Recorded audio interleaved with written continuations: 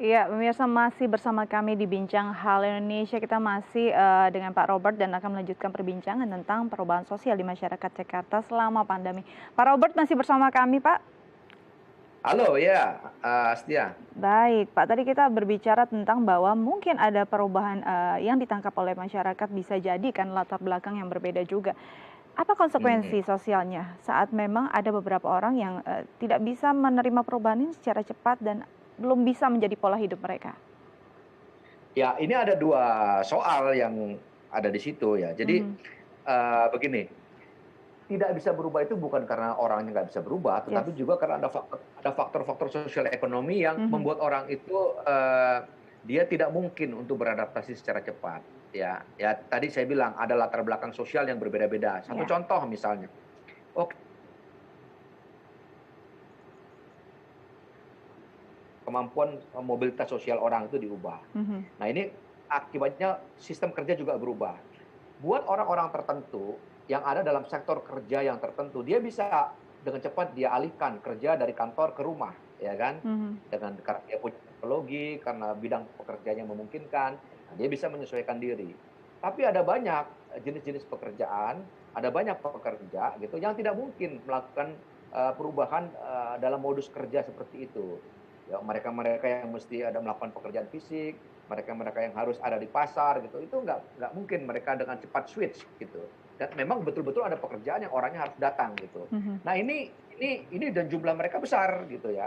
Dan oleh karena itu mereka ada dalam satu situasi yang lebih rentan gitu. Nah, jadi itu belum lagi misalnya kalau kita lihat data, ada banyak sekali sektor sektor formal yang dibuat mengkerut oleh pandemi, Mhm. mengalirkan orang masuk ke dalam sektor informal. Nah, sektor informal yang di bawah itu nggak mungkin melakukan kerja itu dari rumah, itu nggak mungkin.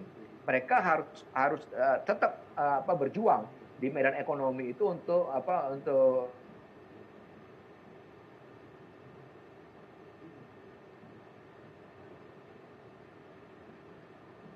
Baik, sepertinya kita mengalami ya. gangguan teknis. Silakan Pak, dilanjutkan.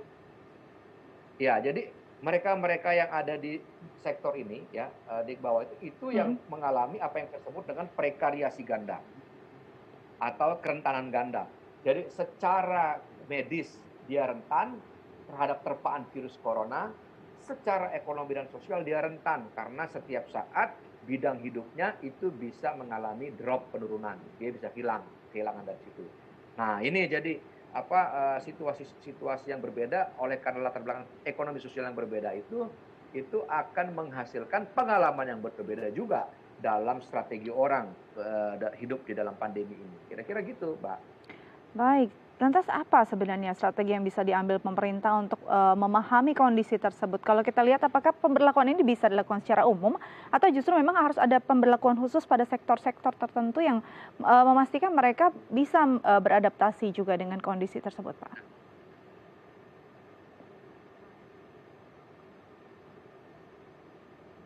Itu mesti diambil oleh pemerintah.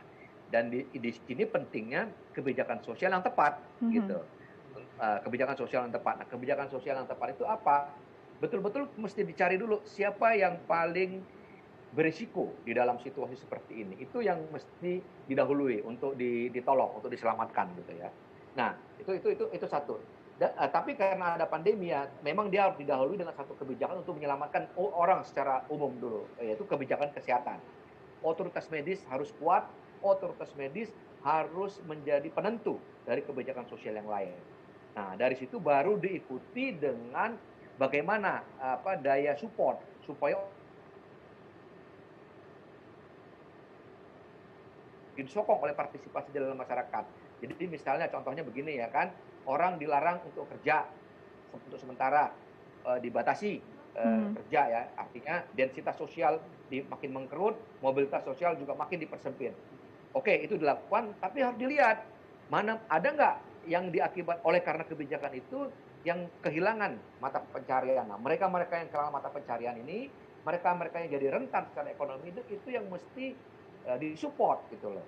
Nah, untuk bisa mensupport mereka harus ada data administrasi publik yang bagus supaya nggak salah sasaran gitu loh. Hmm. Nah, jadi ini dua hal ya, dua hal pokok yang menurut saya penting.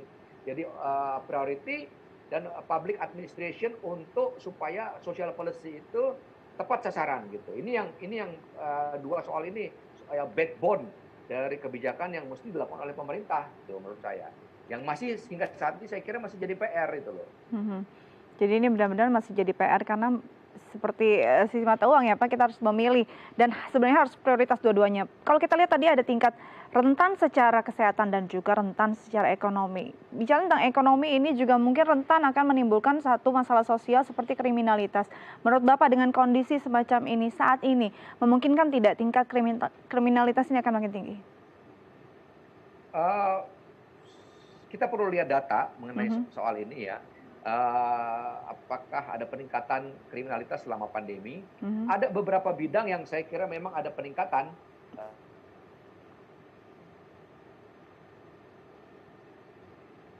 Penyalahgunaan psikotropika itu saya dengar itu cenderung meningkat ya justru di masa pandemi. Karena orang stres, karena eksklusi sosial yang diakibatkan oleh makin mengkerutnya ruang sosial gitu, itu dia akan meningkat. Ada kelas menengah yang mengalami depresi gitu ya. Jadi penggunaan psikotropika itu diduga meningkat begitu ya Pak ya.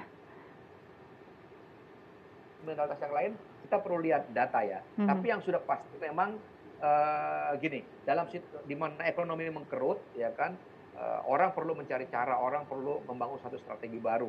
Kalau lapangan kerjanya begitu terbatas, maka ya